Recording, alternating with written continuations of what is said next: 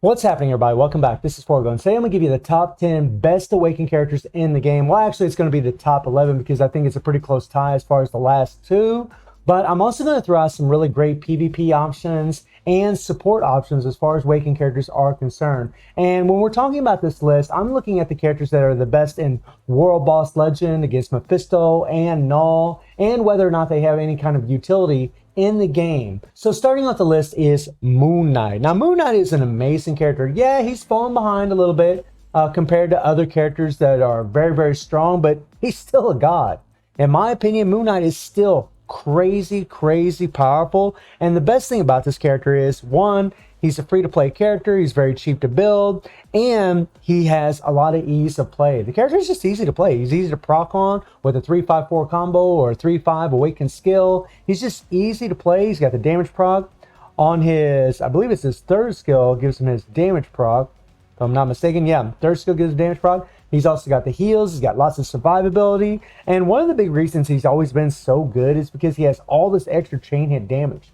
This is just insane. With a freaking CTP of energy, it's just nuts that he has actually 60% chain hit damage. It's a big thing that's made this character so freaking strong. The next one would be Gambit. Now, Gambit and Moon Knight really, in my opinion, are kind of a tie. Although Moon Knight does have a little bit more utility than Gambit because you can actually use him in ABX. But Gambit, similar to Moon Knight, is a character that came in the game a long time ago, or the uniform came in the game a long time ago, and he has just an insane ease of play. I mean, this is a character that you can actually cheese ball freaking Null with easily, right? He is a blast type, right? So he's on a level playing field against Mephisto. Moon Knight is combat. He does have a disadvantage against Mephisto, and that is something that kind of hurts his stocks in World Boss Legend. However, with Gambit, he's on the same level playing field, and Gambit's just easy to play, right? The fact that he can move around this fifth skill and move him around all over the place, and the fact that he has all the chain hit damage along with all the hits that he does,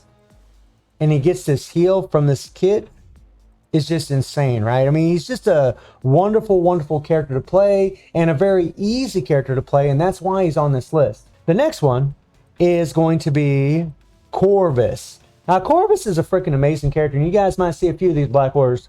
One thing about Corvus that's amazing is he's a speed type, right? So he's got the type advantage against Mephisto, and just like any other speed type on this list, you can actually enhance their type enhancement, make them a whole lot stronger against blast types, therefore just jumping up their damage tremendously. Plus, he's fairly proc friendly, although, you know, because he's an ABX meta, a lot of people are going to opt to use a rage on him. He is better with a rage in ABX, but with CTP of energy, he's going to be better in World Boss Legend. Having that extra chain hit damage, especially if you have a decent amount of Pierce on your account. I mean, even if you have 2% Pierce, I think even having the CTP of energy on this character would still be better. But he's a pretty easy character to play with the 5-4 combo, although with the rage, the rotation does change.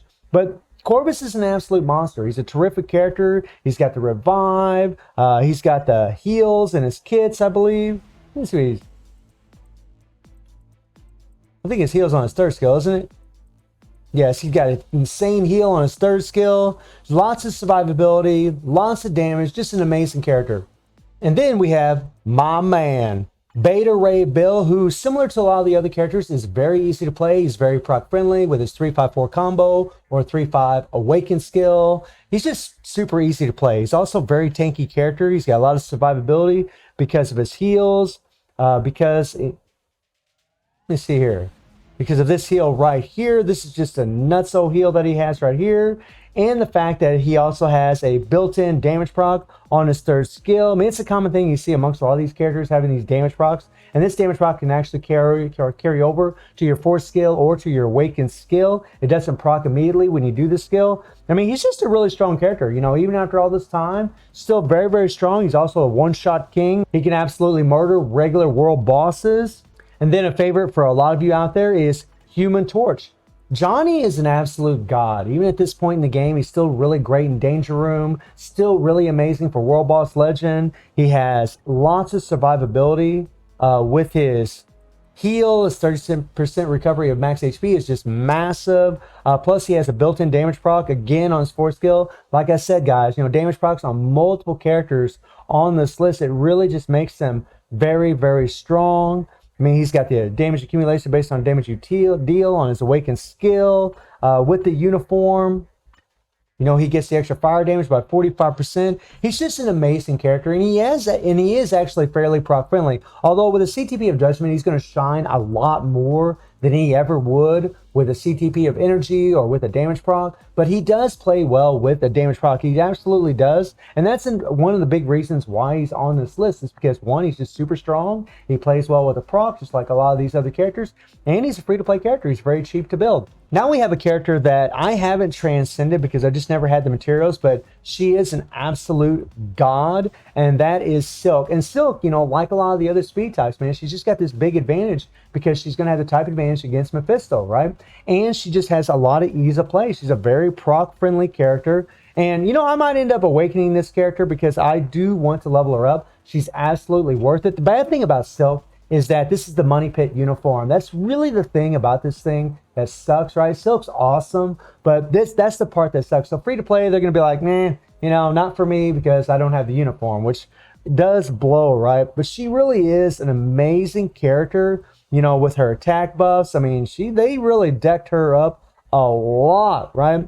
Giving her this double damage proc on her 4th skill. I mean, she's got lots of attack buffs, guys. I mean, and their heal, lots of survivability, just an amazing character. And I might end up awakening this character because I really do love Silk and I do have the uniform. I feel like I kind of wasted my money just buying the uniform and never awakening her. So now we get to talk about waifu material, which is Cersei, at least waifu for me. Now, my Cersei's ranked 65, guys. I got a lot of love in this character. You see me do videos about her. And Cersei's just an amazing character. She's an amazing character for a lot of reasons. One, I think she has a lot of utility in the game. I mean, thanks to her passive that applies to all eternal allies with the increased all attack by 30%, and then, of course, the increased damage to supervillains and decreased damage from supervillains, this makes her a really great support for PvP and PvE for the eternal characters, which is nice, right? She's like a support and a massive damage dealer all at the same time.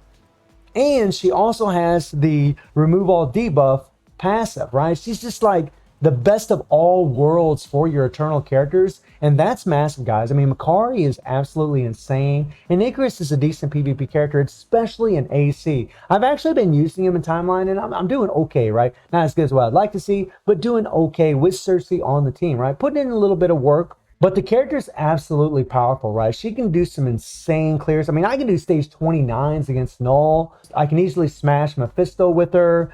She just requires some careful gameplay because of the damage accumulation based on how much damage you take. This is the only bad thing about the character, but with this uniform, having the heal on her 3rd skill, having the decreased damage received, it's just massive, right? She's just an awesome character. I love Cersei to death. And then we get into my man, Black Dwarf. Now, Black Dwarf is kind of unique amongst a lot of these characters because he's a combat type, right? Well, he's not unique because he's in combat, but he's unique because he's actually good against Mephisto.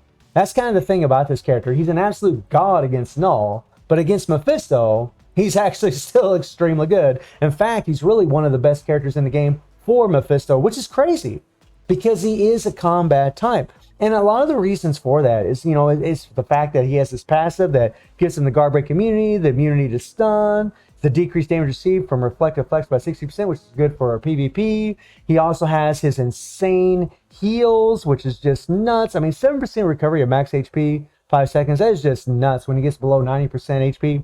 That's just crazy. It's just an amazing heal. He's pretty proc friendly. I mean, you got to, with all the Black Order characters, you got to play them pretty carefully with their awakening skills. You got to make sure they're backed up in a corner and they're not too far away from their opponents, so that way you can cancel their skills. Some people run the SFX on. Sometimes that helps a little bit. I find you still kind of run into the same problem. But when you learn how to play the characters, it's not too bad at all. It's pretty easy to keep the proc where they belong. And Black Dwarf is a very proc friendly character.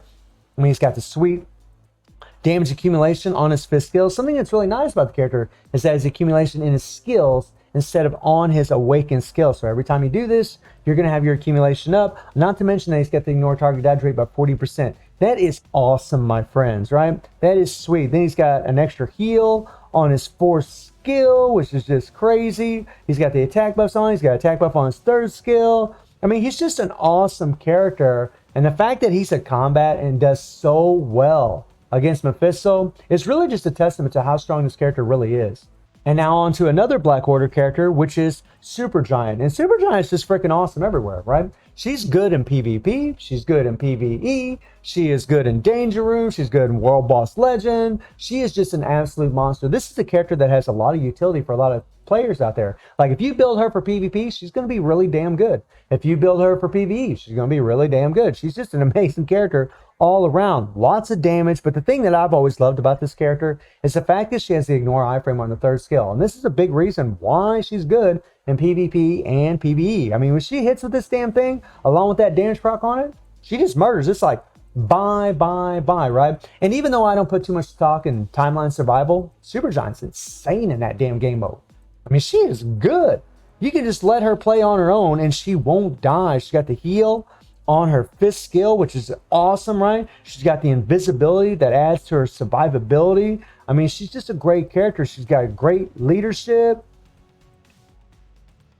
She has to increase all resistance by 33%. Another reason why she's good in PvP, the decreased basic damage received by 33%, making her fairly tanky. I mean, she's just an all-around, well put together character, which is really nice. And the fact that you can use the CTP of Judgment on her is pretty awesome for PvE, right? Having that extra chain hit damage and then having an obelisk on her where you don't even have to worry about the proc is beneficial. It really is. It's really nice and really kind of makes her more of a brain dead character to play, which in turn actually makes the character a lot more fun to play. I mean, Supergiant's freaking amazing. And now for another Eternal, which is Makari. And I think you all know, why Makari would be on this list. I mean, for one, she, you do got to pay 4,400 crystals for this character, but God Almighty, she's a god, right? She's super easy to play, although, albeit sometimes her 3rd skill will set off the proc if you don't time it right. But, having this insane accumulation, 1.5%, this is just nuts.